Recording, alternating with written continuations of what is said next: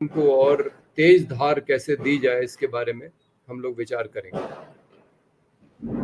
Vikram Singh, Sandeep sir बड़ी बेबाक बात कहते हैं कि जब तक शिक्षा का अधिकार समान नहीं होगा, शिक्षा की गुणवत्ता, शिक्षा की प्राथमिकता हाशिए पर रहेगी, शिक्षक हाशिए पर रहेगा। जी जी, सही बात है सर। बिल्कुल, संदीप सर हमेशा की बात करते हैं। जो भारत के संविधान ने हमको अधिकार दिया है, संदीप सर हमेशा उसकी बात करते हैं और किसी भी बात को बड़ी मजबूती से रखते हैं। मैं 27 दिसंबर को जब संदीप सर का आगमन इको गार्डन में हुआ था, मैं उनकी एक एक शब्दों को सुन रहा था, एक एक बातों को बड़े गौर से देख रहा था कि कितनी मजबूती से वो हर बात को कर रहे थे। तो संदीप सर के अंदर अदम्य साहस है और सभी को न्याय कैसे मिले, संदीप सर हमेशा इसकी लड़ाई लड़ते हैं। इसके लिए संदीप सर का बहुत बहुत आभार, बहुत बहुत धन्यवाद सर। संदीप सर, आज आचार्य जी की जयंती है, क्या कहेंगे दो शब्द? जी, ये बात सही है। आचार्य नरेंद्र देव की जयंती है आज, और आचार्य जी बहुत बड़े शिक्षाविद थे।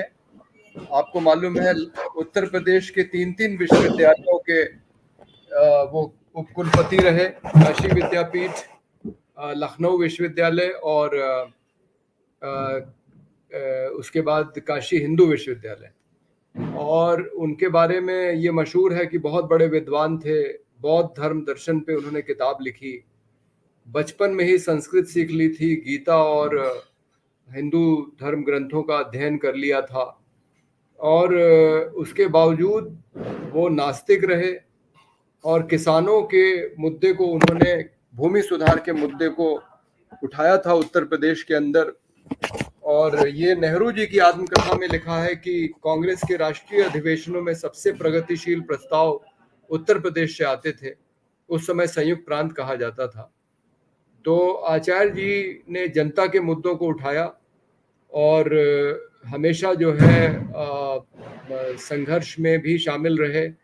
अखिल भारतीय किसान सभा के पहले अध्यक्ष थे वो।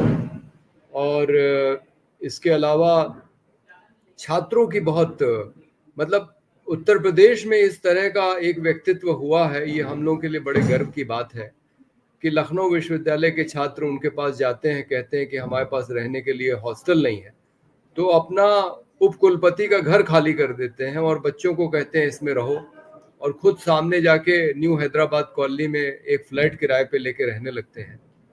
काशी हिंदू विश्वविद्यालय में जाते हैं तो वहाँ से कुछ छात्रों को निष्कासित किया गया था।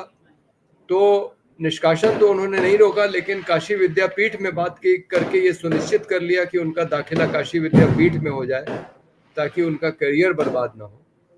उनके पिताजी जब तक मरे नहीं थे तब तक वो बिना तनख्वाह के पढ़ाते थे काशी विद्यापीठ में। उसके बाद 150 रुपए तनख्वाह लेते थे और अपनी तनख्वाह का 1/3 से आधा हिस्सा तो छात्रों के ऊपर खर्च कर देते थे। और राहुल सांकृत्यायन वगैरह उनके कई मित्र। नमस्कार साथियों, स्वागत है आप सभी का आज के इस नई वीडियो में। ये वीडियो आप सभी शिक्षा मित्र साथियों के लिए बेहद ही महत्वपूर्ण होने वाली है। वर्तमान की कुछ खास खबरें इस वीडियो के माध्यम से आप सभी के बीच में साझा करेंगे। सभी साथियों से एक अनुरोध है, वीडियो को आप पूरा देखें। चैनल को अभी तक आपने सब्सक्राइब नहीं किया है, इसे आप सब्सक्राइब भी कर लें। अब चलते हैं अपडेट पर। थे उनकी भी मदद करते थे। राहुल जी, आपको मालूम है, 4 बार तिब्बत जाके खच्चर के ऊपर लाद लाद के बौद्ध साहित्य वहां से लेके आए, जो यहाँ हिंदुस्तान में जला दिया गया था नालंदा में। तो इतने बड़े विद्वान और संस्कृत, प्राकृत, पाली के अलावा फ्रेंच और जर्मन जैसी आधुनिक भाषाओं पे भी उनकी पकड़ अच्छी थी। और सबसे बड़ी बात यह है कि राजनीति में सक्रिय थे, कई बार जेल गए। 36 से 38 तक उत्तर प्रदेश संयुक्त प्रांत के कांग्रेस के अध्यक्ष रहे। और ये तो उत्तर प्रदेश का दुर्भाग्य है कि चूंकि वो कांग्रेस सोशलिस्ट पार्टी के भी अध्यक्ष थे, और कांग्रेस सोशलिस्ट पार्टी के लोगों ने तय किया था कि वो किसी पद पे नहीं बैठेंगे। नहीं तो अगर आचार्य नरेंद्र देव संयुक्त प्रांत के प्रधानमंत्री और आजादी के बाद उत्तर प्रदेश के मुख्यमंत्री होते तो इस प्रदेश की दिशा कुछ और ही होती।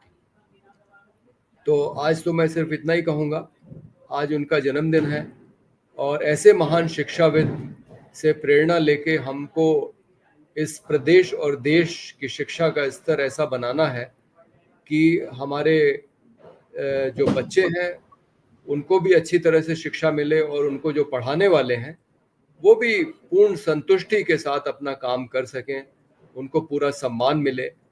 कई ऐसे देश हैं जैसे दक्षिण कोरिया, वहाँ क्योंकि मैं अंतर्राष्ट्रीय बैठकों में मिलता हूँ शिक्षा जगत के लोगों से, तो ऐसे देश हैं जहाँ जो सबसे मेधावी छात्र होते हैं वो शिक्षक बनते हैं और शिक्षक के पेशे को सबसे सम्मान के साथ देखा जाता है। लेकिन दुर्भाग्य हिंदुस्तान का है कि विश्व गुरु कहे जाने वाले देश में शिक्षा को सम्मान नहीं है और हमने लगातार उसको नज़रअंदाज किया है, जिसकी वजह से आज देखिए जो सरकारी शिक्षा व्यवस्था है वो कितनी खराब हो गई है, गुणवत्ता खराब हो गई है, वहाँ कोई ध्यान नहीं देता है। और इसीलिए हम ये काम कर सकते हैं कि ठेके पे रख के और इस तरह से मतलब लगभग मजदूर से भी कम आजीविका पाने वाले लोगों को हम उम्मीद करते हैं कि वो हमारी शिक्षा व्यवस्था चलाएंगे। ये बहुत ही दुर्भाग्य है।